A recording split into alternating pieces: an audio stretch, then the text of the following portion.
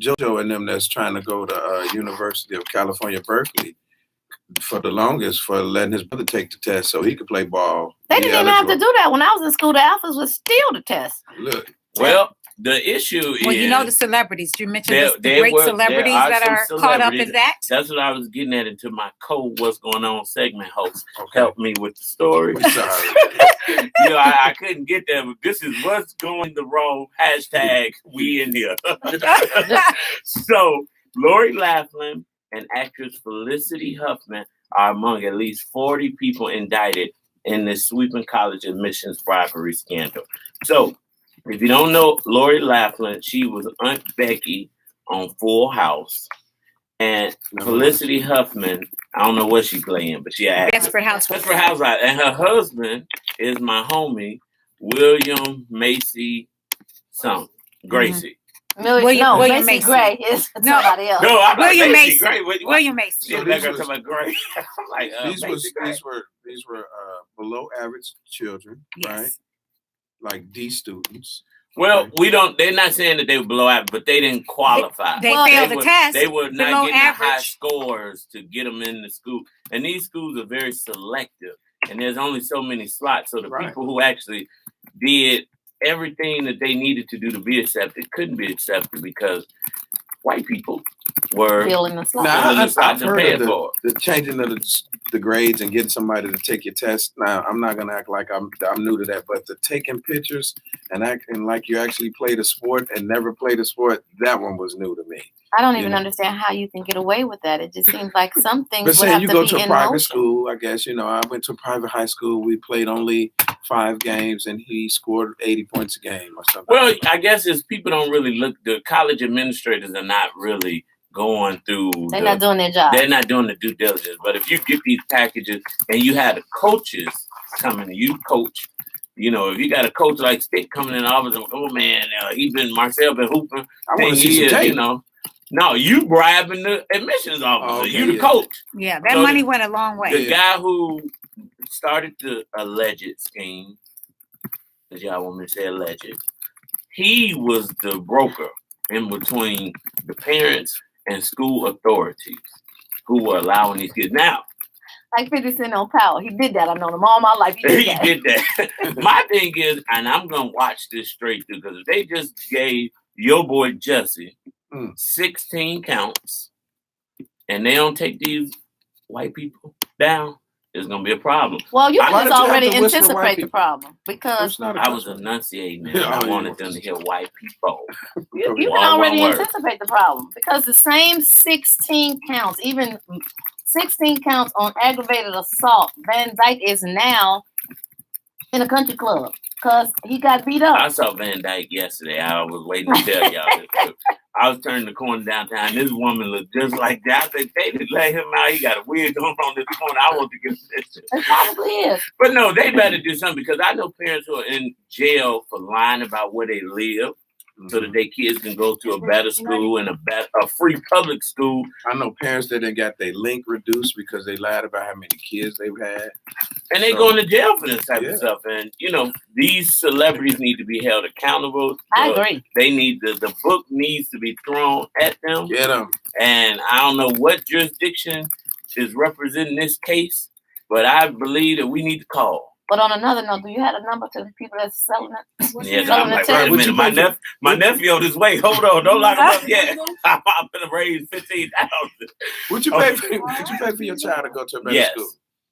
Yes. You allow and say he got a 20 when he got a 10. I ain't going to necessarily lie.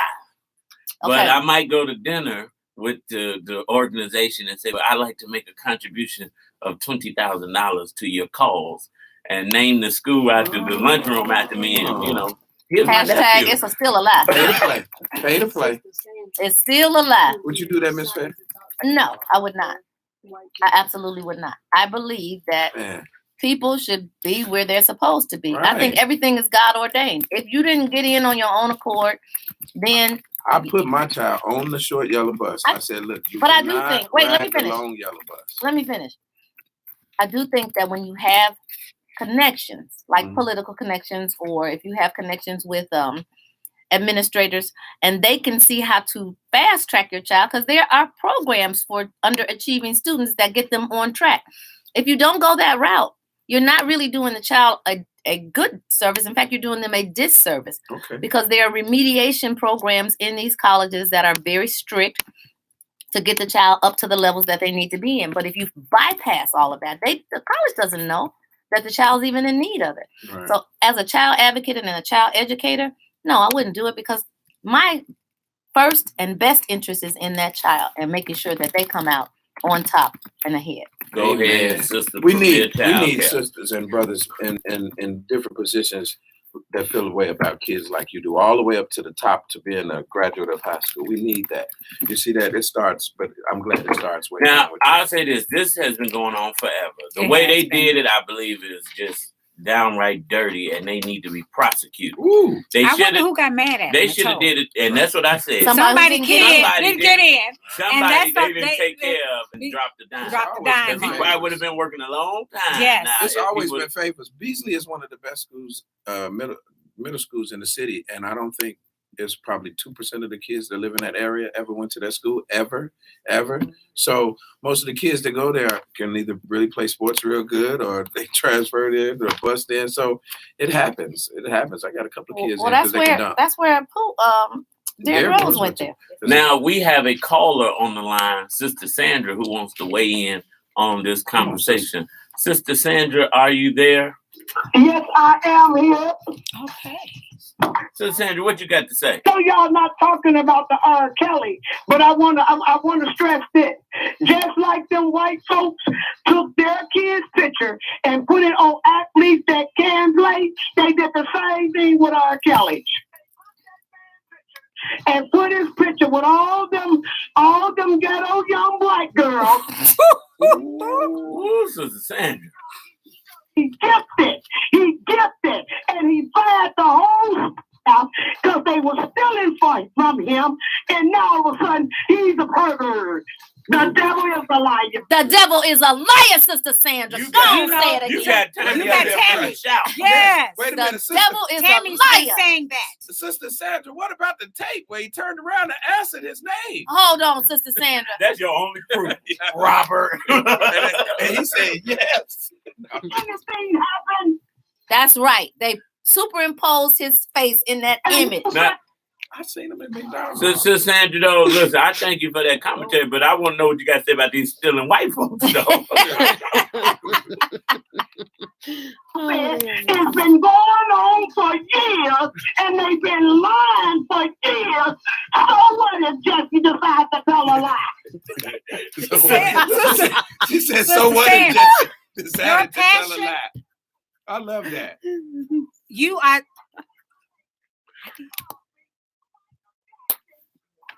All of them. Yes. You see what I'm saying? That's why when you're working with them, don't eat or drink any damn thing they get. Sister Sandra. Oh, wow. Sister, you can't cuss in the pulpit, sister. Hi.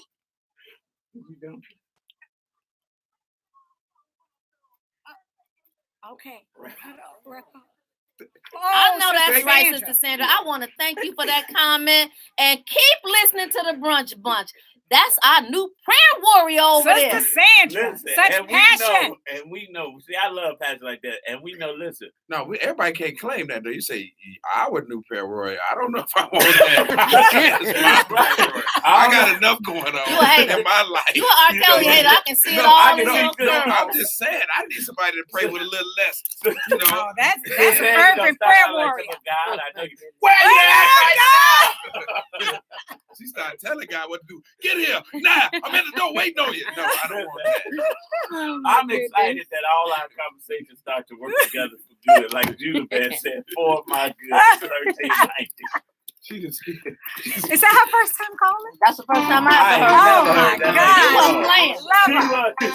I love her. I love her. I hope she called back. I know one thing. When she hung up, she just fell out. Okay, so we'll see. I've never. Can y'all say something? I know you're here. Your live working. I'm live on YouTube. So I just sent the email to my people, like, just join me on YouTube. Facebook is down. Let's see.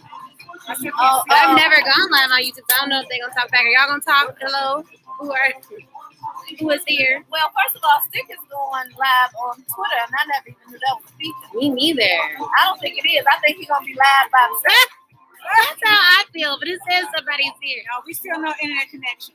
No internet. Oh, I mean, you still down. Stick. I don't care how much internet. He got 5G, 7G. And I'm gonna go. Be on Twitter live. LinkedIn is supposed to have a live. I don't have any followers on those platforms. LinkedIn and stuff.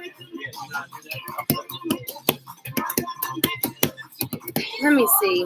We'll get a copy. Okay. Good. So I told my father that iPad don't really get the whole room, so maybe he should buy an Android. He said, "Oh no, I ordered y'all the thing. You can take the remote and turn the camera." Oh, that's dope. You put that on a tripod? Yep. Live on Instation 1390. Oh, hey, Angela. Thank you for joining, honey. Facebook Live is down. I don't know what's going on. So hopefully you got my email. Tell everybody else to join this link and share it. I guess we got to text it. Take it old school. So thank you for joining my segment. My segment is coming up next. So do whatever you can do to get other people there. Get them on this platform. Thank you, Angela. You're a writer, girl. I appreciate it.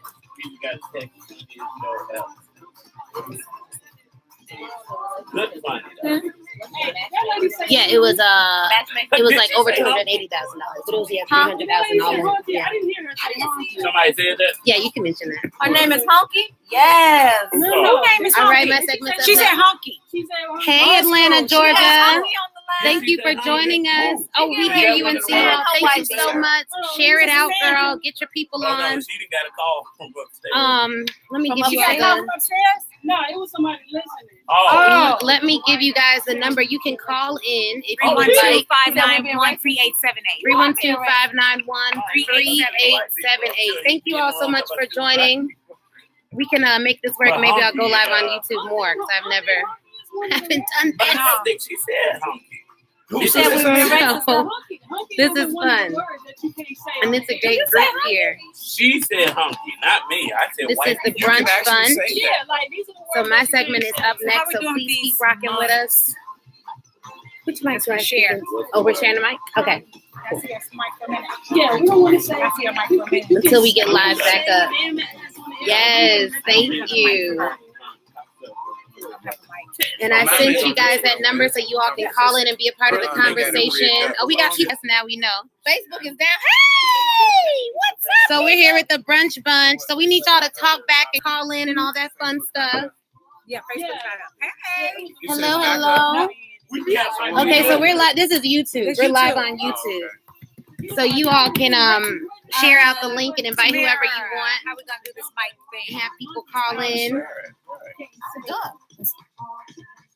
All right, back to regular schedule programming. Where we going? Chick chat in 30 seconds. All right, we're up. Okay, make sure y'all talk back. And do your calls and tell your peoples to call.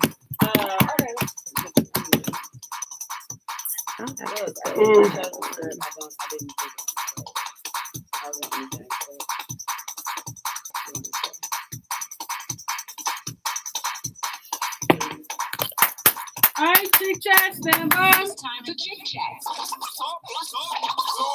With the queen of the sauce, Charmaine Riquet. Hi. Hello, everybody. Charmaine here. Queen of the saucy fried chicken. Uncle Remus saucy fried chicken, that is.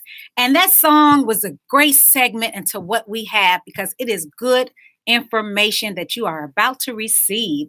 Now, I was on a panel, Millionaire Mindset Pajama Party panel of entrepreneurs, and it was an actually very phenomenal event. A lot of great information was there, and I gave 4 ways to sustain growth for your small business. So I'm going to give that to you right now, just the nuggets for that, for all of my entrepreneurs that are out here listening. It is number 1, stay efficient. One way you do that with your business is to maintain operational efficiency. So we have to be able to have our ducks in a row, have an operation manual, have systems that your staff and you follow in order for your business to grow. Number two, you need to capitalize on your brand. You are your brand. Not only is your business your brand, but you are the first person that they see as you represent your brand. So you need to be always mindful of how you are presenting yourself. And then keep your customers. Customer service is actually the key to maintaining, sustaining, and growing your small business.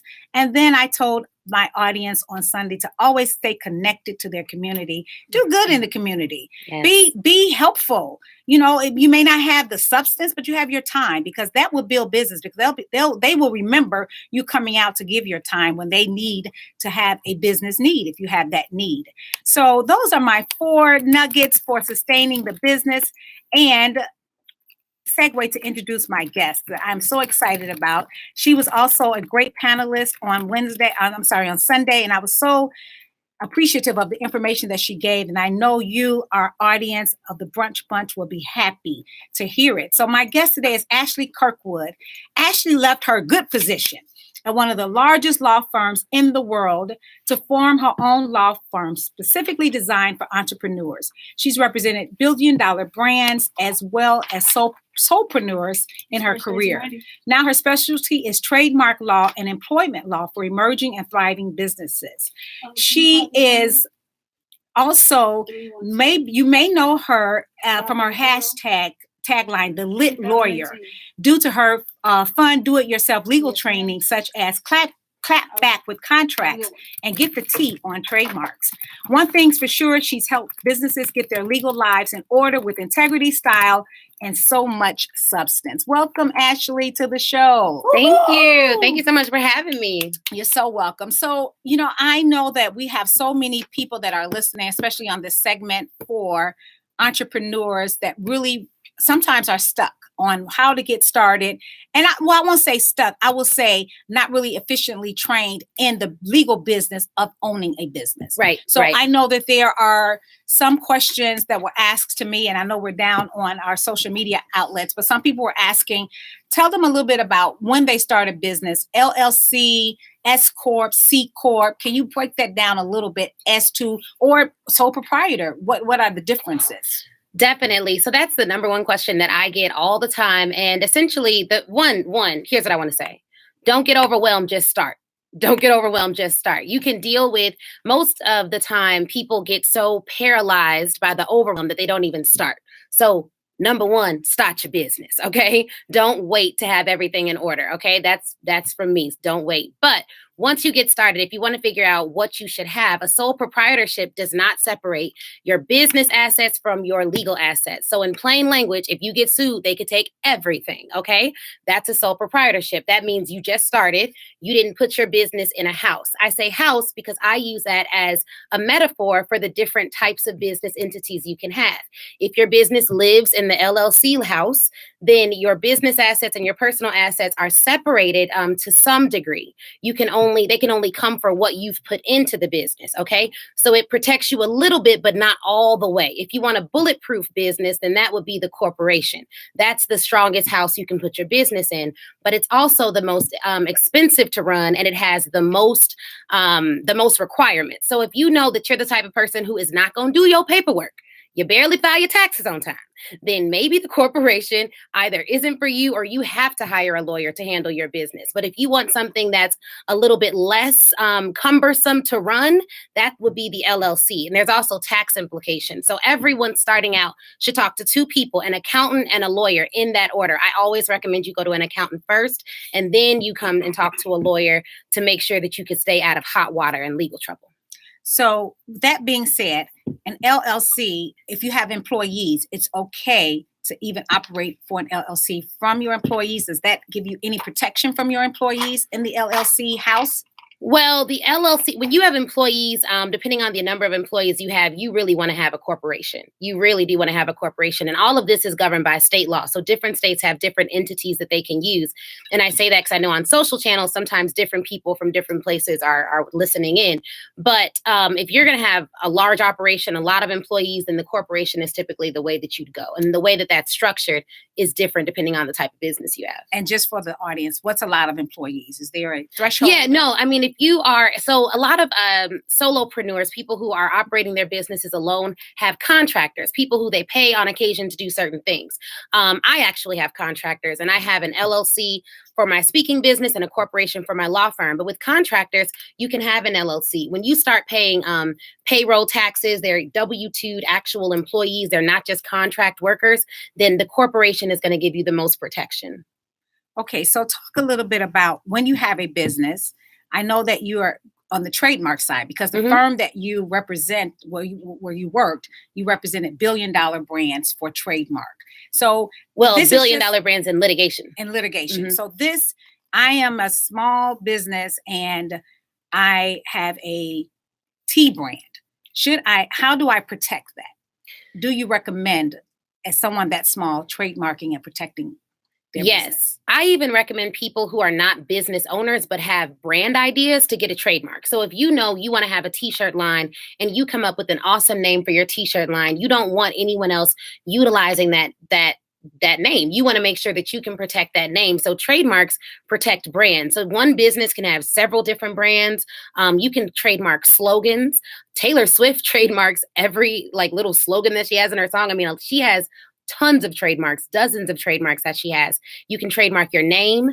Cardi B has her name trademark. Beyonce does. I mean, if you have a makeup line. So anytime you've built a brand under a particular name, and a brand being something that separates you from anyone else, like Uncle Remus, that's a distinction. That brand separates it from other chicken places where people can go and dine, right? So you don't want anyone coming and calling themselves like Uncle Kemus. No. You don't want that. So trademarks allow you to say, not only can you not use my name, you can't even come close and use a name that's similar to mine. So anyone that has a name they're committed to, that they're not going to change, they're going to get with and use, they need to make sure that it is trademarked.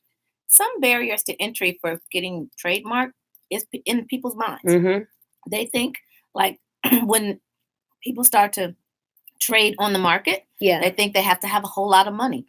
Well, can you explain how accessible it is for you to trademark different things and the difference between trademarking and copywriting? Yeah, definitely. So one, it is, if you hire a lawyer to do it. So my firm's name is Mobile General Counsel. I charge $2,000 flat fee to do the trademark and handle the entire 6+ month process. I also have a class called Get the Tea on Trademarks where it's just $199. And I teach people how to do it themselves, which is where I recommend a lot of people start when they don't really have a budget for a lawyer, right? But after you take that class, if you go forward with the application process, the government charges an application fee anywhere from $225 to $275. So we're talking about, you could potentially get the whole thing done for under $1,000 if you were to go the route without an attorney and get your brand protected. But a trademark would be it's like an application that you file with the federal government to protect your name in the United States of America. So no one else can use that name in the U.S. And what about copyright? I'm sorry. And sorry, that was the second part of your question. So copyright is different in that, think of it like, okay, example, a vacuum cleaner. The name of the vacuum cleaner would be the brand name. That's the trademark. The actual manual, the manual that you use for the vacuum cleaner, that could be copywritten. So it protects written and artistic works. And then the invention of a vacuum cleaner, that could be patented. So those are the difference between the three. Now, while you're talking, I started looking up some trademarks that I want to trademark. But can somebody trademark? I see several of the same names trademarked. Can that be possible? Yes, that's a great question as well. And someone online asked, what's the process for trademarking? So when you are able to, when you trademark for a particular name, for a particular category of goods, right? So you can have a radio show called Chick Shack. Someone else could have a t-shirt line for Chick Chat. as long as there's no confusion between the two brands. That's how you can have different or the same name trademarked for various different categories. But you have to actually be using it. Because I have people who call me that's like, I came up with 25 names. I want to get them all trademarked, but they're not using any of them for business. And the government does not allow you to do that. You can't trademark ideas. You have to trademark things that you're actually using to buy and sell goods. Awesome. That's good information, particularly because when you talk about trademarking and patents, like patent pending, patents are extremely expensive. And a lot of people go to the patent pending route because it's a lot less expensive, but patents can could be $60,000 or upward of $60,000 and $17,000 for about the patent pending, right? Yes, definitely. Patents are very, very, very expensive. And it's intense. The entire situation for all of that is intense, but you're intense. Like literally you are intense. You have been on Crane's Chicago Business, the American Lawyer, the Chicago Citizen, and so much more. How do you balance all of that? Just on a personal level. I mean, I know you got the legal stuff. No, I don't balance. I don't balance it at all. I'm married. I have a gracious husband who can cook for himself, thank God, who is down for me doing my thing. I actually just juggle. I try to be more present. So if I'm somewhere, I try to be there and do that. And then when I leave, I try to do something else. I just brought on someone who's going to help me get my life in order, who's an assistant. Thank God. Hopefully she can balance because I don't balance well. I do what I can, and what I can't do, there's grace for that. So tell us about your concept, the mobile attorney, because there is a brand and a concept behind the mobile attorney, and you left your $300,000 a year job. Yeah. In order to service small business and small entrepreneurs to be affordable for them to get to the next level. So tell us that leap of you starting your own business. Yeah, that was a big leap. That was also something that I had to do in order to just fulfill my purpose. I just was not fulfilled. I was at work. I was sick of being the only Black woman at work. I didn't see any of my colleagues. The only people I saw that looked like me were in service positions, and everyone who worked with me thought that we were related because we'd actually talk, which is like, you know the Johnsons? Yeah. They're like, oh, you know, Sister Mary, you work in the kitchen. I'm like, no. Okay. So it was a leap, but it was something that I did because I knew that I wanted to do more and impact more and help additional people to grow and do well in business. So tell people how to get in touch with you. Definitely. So you can follow me on Instagram at the Ashley Nicole Show, or you can follow me at Mobile General Counsel. For legal services, just go to mobilegeneralcounsel.com, everything spelled correctly, and do a consult. We can chat about any of your legal issues for your business, and I'd be happy to help. So real quick, the Mobile Legal Counsel drives around to wherever legal issues are. Are you going to Jussie? No, I actually 26 in Cali. with Jussie. I have not gone to Jussie. I've been on TV talking about Jussie and R. Kelly quite a bit lately, but you know. Well, you know what? Thank you for coming, Ms. Kirkwood. We appreciate you. We're going to have you back to give all this great information. Yes. Stick is over there thirsty. He got something to say. Yes, I Okay. have to say this because one of my closest friends lost their grandmother, Miss Estella Malone, and they have a GoFundMe page, and it's on my page. It's Memorial Expenses, and it's organized by Miss Alicia Ware. Miss Estella Malone, please go support this cause. Our prayers go out to you and thank and the family. So listen, if you guys aren't doing anything on Friday, come see me. And if you're invited to the cookout, it's at the Harold Washington Cultural Center. It starts at 7:00. And even if you are doing something, change your plans and come see me. It's never enough time. We totally love this show.